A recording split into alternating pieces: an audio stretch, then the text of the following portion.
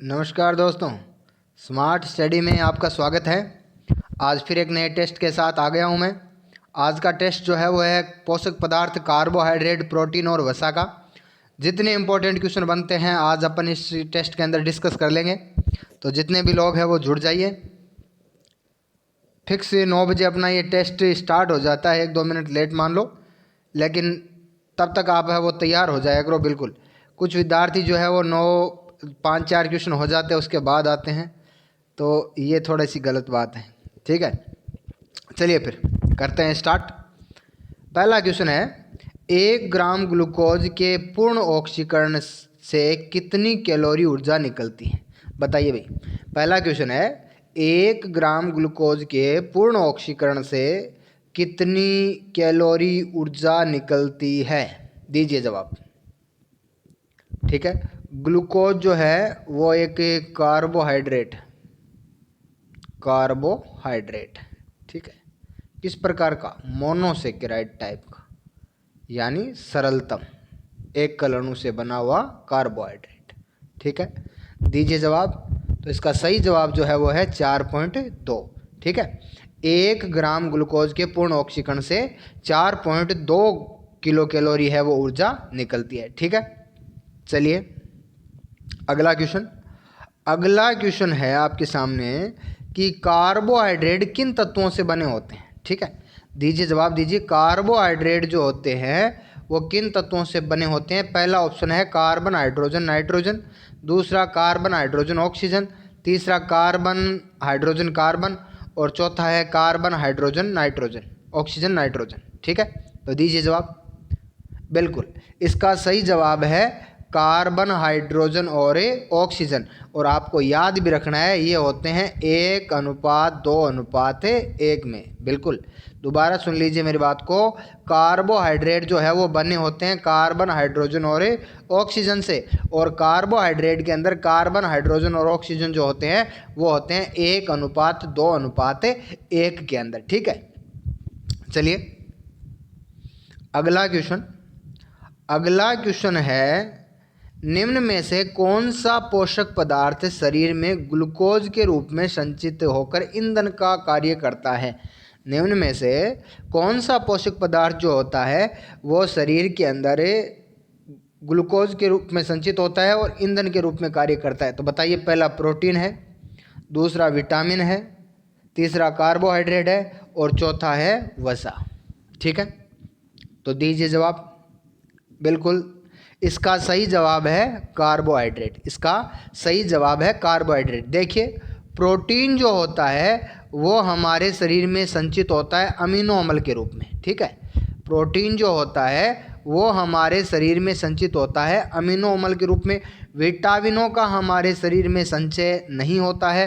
Carbohydrate जो है वो होते हैं ग्लूकोज के रूप में, और वसा जो है वो होते हैं वसा अम्ल के रूप में। वसा जो है वो होते हैं वसा अम्ल के रूप में। ठीक है, तो शरीर के अंदर ग्लूकोज के रूप में कौन संचित होता है?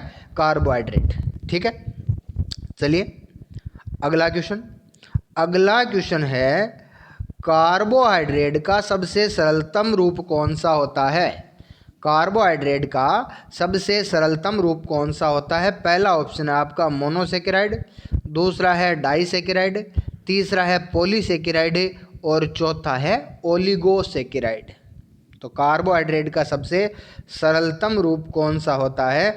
तो इसका सही जो आंसर होगा वो है मोनोसेकेराइड। देखिए, मोनोसेकेराइड का मतलब होता है यदि एक जो होता है सरलतम रूप होता है कार्बोहाइड्रेट का, वो होता है एक अणु यदि कार्बोहाइड्रेट का होता है उसको बोलते हैं मोनोसेकेराइड, और यदि 2 अणु होते हैं तो उसको बोलते हैं डाइसेकेराइड। और पॉलीसेकेराइड का मतलब होता है 10,000 से ज़्यादा अणु होते हैं तो वो होता है पॉलीसेकेराइड, और 3 से यदि 10 तक अणु जुड़े होते हैं तो उसको बोलते हैं ओलिगोसेकेराइड। ठीक है, दोबारा सुन लीजिए मेरी बात को। कार्बोहाइड्रेट का सबसे सरलतम रूप है मोनोसेकेराइड। इसमें कार्बोहाइड्रेट का एक अणु होता है, डाइसेकेराइड में 2 अणु होते हैं, पॉलीसेकेराइड के अंदर लगभग 10,000 से ज़्यादा, और ओलिगोसेकेराइड में 3 से लेके 10 तक। ठीक है, आगे यदि अपन बात करें तो जो मोनोसेकेराइड है तो उसमें आप याद रख सकते हो ग्लूकोज है, फ्रक्टोज है। ग्लूकोज और फ्रक्टोज जो होते हैं वो क्या होते हैं, मोनोसेकेराइड होते हैं। डाइसेकेराइड में आप याद रख सकते हो माल्टोज है, सुक्रोज है, ठीक है। पॉलीसेकेराइड के अंदर आप याद रख सकते हो ग्लाइकोजन है, सेलुलोज है, स्टार्च है, ये आते हैं पॉलीसेकेराइड में। और ओलिगोसेकेराइड के अंदर आता है सुक्रोज, ठीक है। चलिए अगला क्वेश्चन, अगला क्वेश्चन आपके सामने है, सुक्रोज जो है वो किस प्रकार का कार्बोहाइड्रेट है। सुक्रोज जो है वो किस प्रकार का कार्बोहाइड्रेट है, मोनोसेकेराइड, पॉलीसेकेराइड, ओलिगोसेकेराइड या डाइसेकेराइड। सुक्रोज जो है वो किस प्रकार का कार्बोहाइड्रेट है, तो बताइए, दीजिए जवाब। सुक्रोज जो है वो मोनोसेकेराइड है, पॉलीसेकेराइड है, ओलिगोसेकेराइड है या डाइसेकेराइड है, ठीक है। तो देखिए सुक्रोज जो होता है वो होता है ओलिगोसेकेराइड, ठीक है। सुक्रोज जो होता है वो होता है ओलिगोसेकेराइड। चलिए अगला क्वेश्चन, अगला क्वेश्चन है, निम्न में से पॉलीसेकेराइड का उदाहरण बताओ। देखो अभी हमने पढ़ा है कि कार्बोहाइड्रेट जो होते हैं वो मोनोसेकेराइड, डाइसेकेराइड, ओलिगोसेकेराइड और पॉलीसेकेराइड के रूप में बने होते हैं, ठीक है। तो बताइए, ग्लूकोज, रिंगटोज, सेलुलोज या लैक्टोज, ठीक है।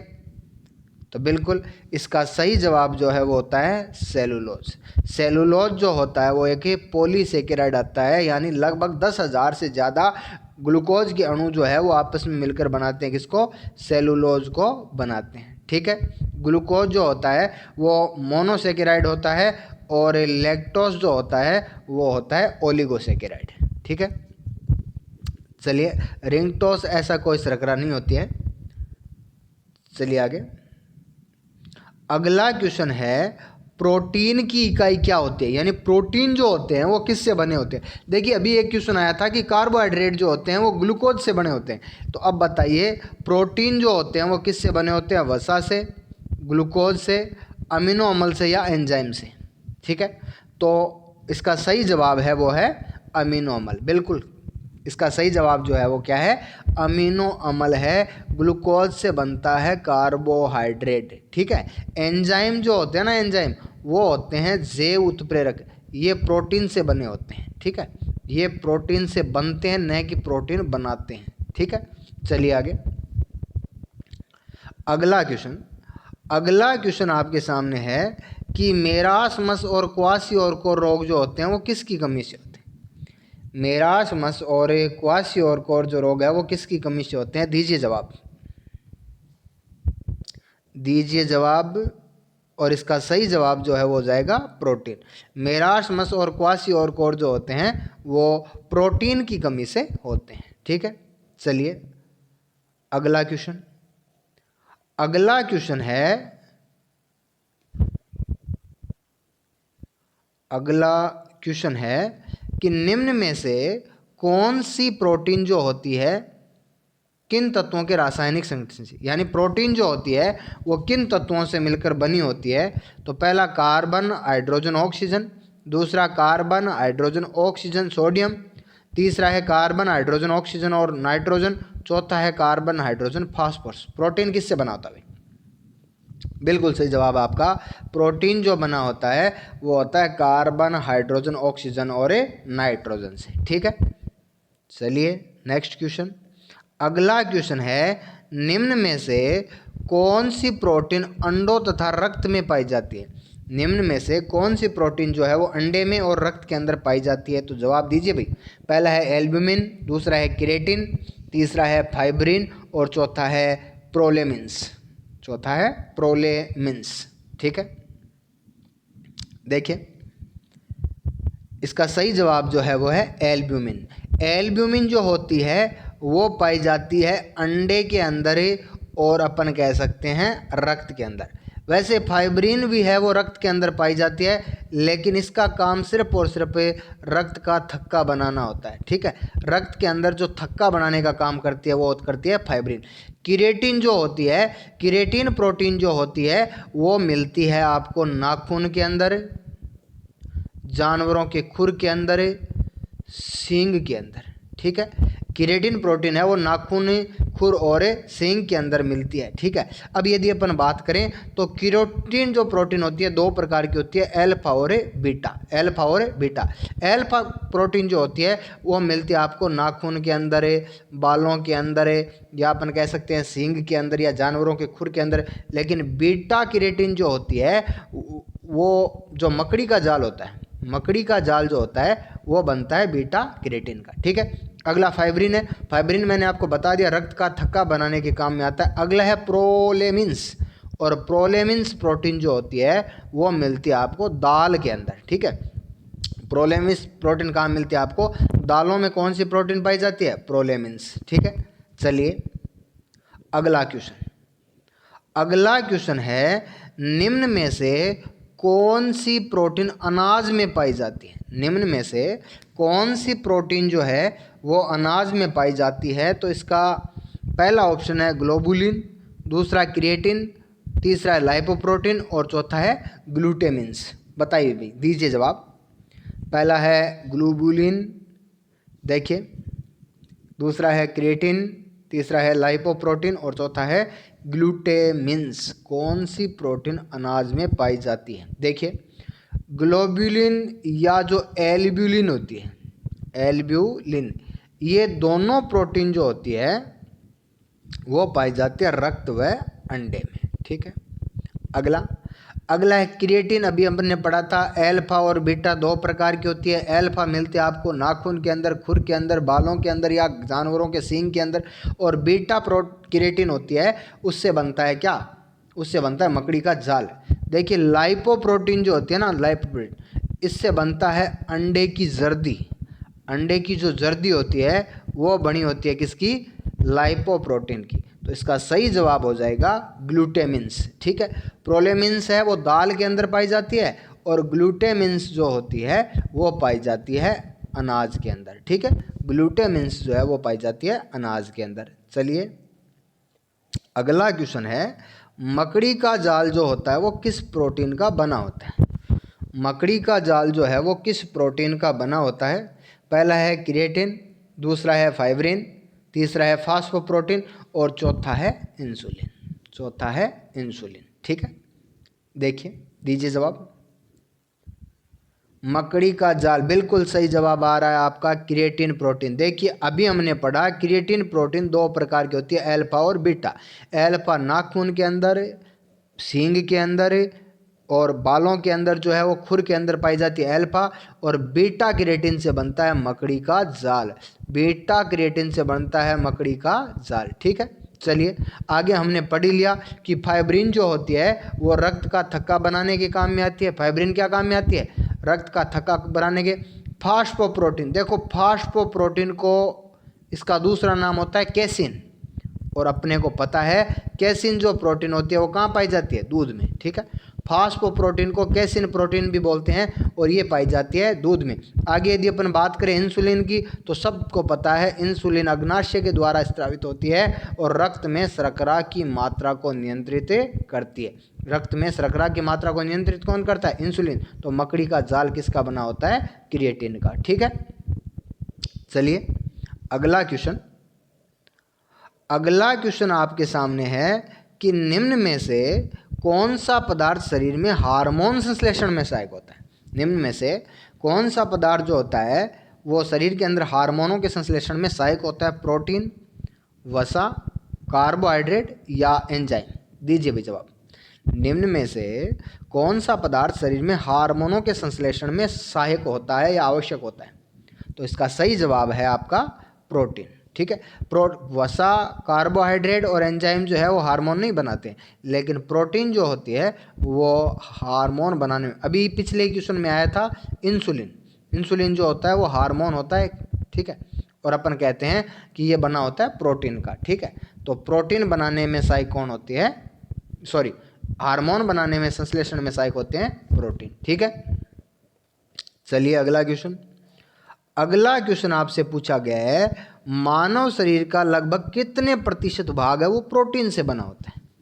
मानव शरीर का लगभग कितने प्रतिशत भाग जो होता है वो प्रोटीन का बना होता है? पहला ऑप्शन है 15, 25, 56 या 8? दीजिए जवाब। बिल्कुल सही जवाब है, मानव शरीर का 15% भाग जो होता है वो प्रोटीन का बना होता है। ठीक है, चलिए अगला क्वेश्चन। अगला क्वेश्चन आपसे पूछा गया है कि 1 ग्राम प्रोटीन से कितनी कैलोरी ऊर्जा निकलती है। अभी देखो पहला ही क्वेश्चन था कि कार्बोहाइड्रेट से निकलती है 4.2 किलो कैलोरी, तो बताइए प्रोटीन से कितनी निकलती है। 1 ग्राम प्रोटीन से कितनी किलो कैलोरी ऊर्जा निकलती है, बताइए भाई। तो इसका सही जवाब है 4 किलो कैलोरी। 1 ग्राम प्रोटीन से 4 किलो कैलोरी ऊर्जा निकलती है। ठीक है, चलिए अगला क्वेश्चन। अगला क्वेश्चन आपसे पूछा गया है कि दांतों व हड्डियों का निर्माण करने वाली प्रोटीन कौन सी है। दांतों व हड्डियों का निर्माण करने वाली प्रोटीन कौन सी है। पहला है कैसिन, दूसरा है एल्ब्यूमिन, तीसरा है ओसिन और चौथा है मायोसिन। दीजिए जवाब, दीजिए भाई जवाब। नहीं नहीं नहीं नहीं, इसका सही जवाब होगा ओसिन। इसका सही जवाब होगा ओसिन। देखिए कैसे, कैसिन हमने पढ़ा था फास्फोप्रोटीन है, वो कहाँ पाई जाती है, दूध के अंदर।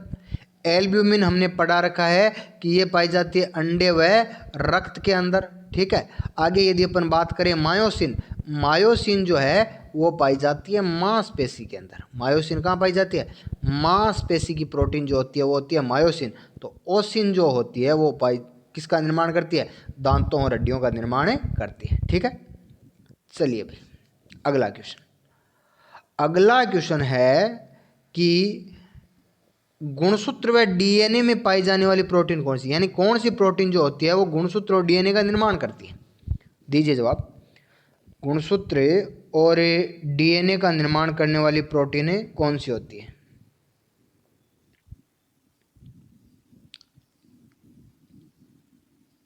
गुणसूत्र और डीएनए का निर्माण करने वाली प्रोटीनें कौन सी होती है।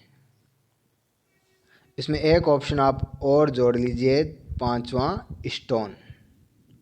स्टोन, एक ऑप्शन और जोड़ लीजिए, 5वां स्टोन।